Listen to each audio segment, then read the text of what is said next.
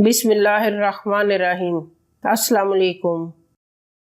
तंदूरी मसाला, नमक 1 खाने का चम्मच, गरम मसाला पिसा हुआ 1 खाने का चम्मच, पीसी लाल मिर्च 2 खाने के चम्मच, देगी लाल मिर्च 2 खाने के चम्मच, टाटरी पीसी हुई आधा चाय का चम्मच, ऑरेंज रेड कलर आधा चाय का चम्मच, भुना हुआ धनिया 2 खाने के चम्मच, भुनी हुई सौंफ 2 खाने के चम्मच, सफ़ेद ज़ीरा 1 खाने का चम्मच।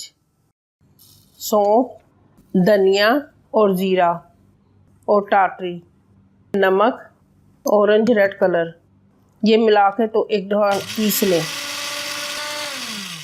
उसके बाद एक बाउल में डाल लें और उसमें देगी मिर्च, सुरख मिर्च, गरम मसाला पीसा हुआ ये डाल के तो इसको सारा मिक्स करके तो इसको फ्रिज में रख लें बोतल में भर के।